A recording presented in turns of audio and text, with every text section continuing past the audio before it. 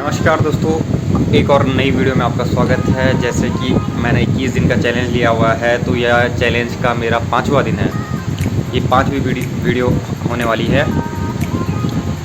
तो आज यह वीडियो इस टॉपिक पर है कि बहुत सारे लोग अदर स्टेट से, मैं देवभूमि उत्तराखंड का रहने वाला हूँ, तो बहुत सारे लोग जो अदर स्टेट से, जैसे पंजाब हो गई, यूपी हो गया, हरियाणा हो गया, राजस्थान हो गया, गुजरात हो गया, वहाँ घूमने के लिए आते हैं। तो उनके पास कुछ दिन का समय होता है।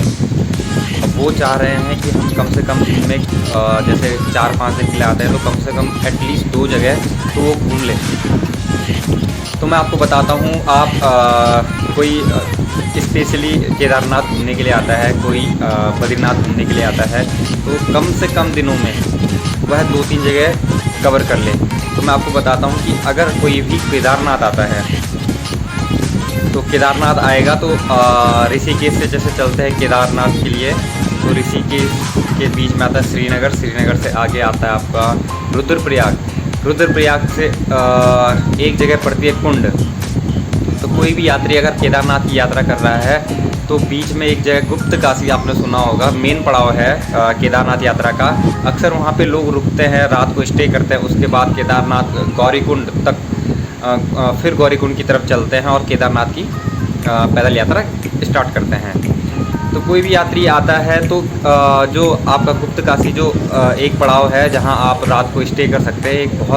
एक सिटी टाइप है, बहुत बड़ी मार्केट है, वहाँ होटल्स वगैरह सब कुछ व्यवस्थाएं हैं। तो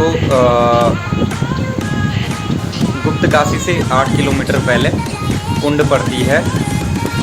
तो कुंड से उखीमठ की तरफ एक रास्ता जाता है राइट हैंड पे, और लेफ़्ट हैंड पे गुप्त काशी की ओर आप बढ़ सकते हैं। तो आप, मेरा कहने का मतलब ये है कि आप अगर केदारनाथ जा रहे हैं, तो आप साथ साथ में एक केदार, और एक तो केदारनाथ है, पंच केदार में से एक केदारनाथ है, और एक केदार आपका हो गया तुंगनाथ। तो आप जब केदारनाथ की यात्रा कर रहे हैं, तो आप साथ साथ में तुंगनाथ की भी यात्रा कर सकते हैं। तो उसी का रूट बता रहा हूँ। तो गुप्त काशी से पहले पड़ता है एक जगह 8 किलोमीटर पहले कुंड। आप कुंड से राइट हैंड को मुड़ेंगे तो वो जाता है आपका तुंगनाथ के लिए। कम से कम कुंड से तुंगनाथ की दूरी कम से कम आपकी 35 से 38 किलोमीटर की है, तो आप वहाँ भी जा सकते हैं। और केदारनाथ का तो आपको पता ही है, क्योंकि आप केदारनाथ ही आ रहे हैं, तो आपको उसका पूरा रोड मैप पता होगा। इसी तरह अगर आप बद्रीनाथ की तरफ जाते हैं, आप स्पेशली बद्रीनाथ आ रहे हैं और आप चाह रहे हैं कि मैं बद्रीनाथ आ रहे हैं कि मैं 1-2 जगह और घूम लूँ, तो मैं आपको बता दूं कि जब आप बद्रीनाथ जाते हैं, तो बद्रीनाथ के बीच में जोशीमठ एक पड़ाव होता है, वहाँ भी होटल्स वगैरह सब आपके फैसिलिटी मिल जाती है। आप वहाँ रात को रुक सकते हैं। उसके बाद आप सुबह सुबह बद्रीनाथ की तरफ जा सकते हैं। तो बद्रीनाथ से कम 8 किलोमीटर पहले सेम है, लगभग सेम है। एग्जैक्ट तो नहीं बता सकता, पर 8 से 10 किलोमीटर की दूर जो पहले जोशीमठ से पहले एक जगह पड़ती है हेलंग। तो आप हेलंग से कल्पेश्वर की तरफ जा सकते हैं। तो वो भी पंच केदार में से एक केदार है कल्पेश्वर, जो 12 मास ही खुला रहता है। तो आप बद्रीनाथ जा रहे हैं, तो आप कल्पेश्वर धाम की भी यात्रा कर सकते हैं। पंच केदार में से एक केदार है कल्पेश्वर, तो आप कल्पेश्वर भी जा सकते हैं। तो जब भी आप निकले, तो कम से कम थोड़ा रिसर्च कर लें। कहीं भी आप यहाँ आप देवभूमि में आ रहे हैं, तो आपको ऐसी बहुत सारी जगह होंगी जहाँ आप जा सकते हैं, भगवान के दर्शन कर सकते हैं।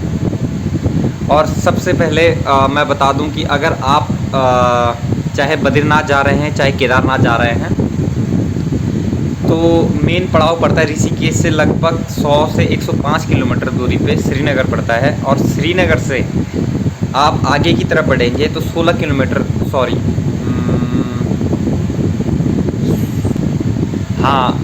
लगभग 16 किलोमीटर आगे धारी देवी है। तो आप धारी देवी के दर्शन कर सकते हैं। तो आप अगर बद्रीनाथ जा रहे हैं, तो 3 जगह आप जा सकते हैं और मंदिरों के दर्शन कर सकते हैं। और ऐसे ही आप केदारनाथ जा रहे हैं, तो 3 मंदिरों के आप दर्शन कर सकते हैं। और ऐसे ही जानकारी मैं आपके लिए लाता रहूँगा। अगली बार से जो जानकारी होगी वो पुख्ता होगी और अच्छे से मैं आपको बता पाऊँगा। और अगर आप चार धाम यात्रा पे हैं या उत्तराखंड देवभूमि में कहीं भी यात्रा पे आते हैं तो कृपया मौसम को ध्यान में रखते हुए आइए, क्योंकि बरसात का टाइम है और पहाड़ जैसा कि देवभूमि पूरा पहाड़ों से घिरा हुआ है और सारा पहाड़ी रास्ता है, तो ऊपर से क्या होता है पत्थर गिरने का खतरा होता है, पहाड़ खिसकने का डर होता है, लैंडस्लाइड होने का डर होता है। तो कृपया जब भी आप आए तो सोच समझ करके आएँ और पहले जो बारिश का पूर्वानुमान है उसके अनुसार आएँ और अपनी यात्रा अच्छे से करें। अगर आपको मेरी यह वीडियो अच्छी लगती है और आगे जो सीरीज़ मैं कंटिन्यू कर रहा हूँ वो अच्छी लगती है तो कृपया मेरे चैनल को लाइक कीजिए, सब्सक्राइब कीजिए और प्लीज़ सपोर्ट, आपका सपोर्ट रहेगा तो तभी मैं आपके सामने बहुत आगे भी अच्छी वीडियोज़ लाता रहूँगा। Thank you very much.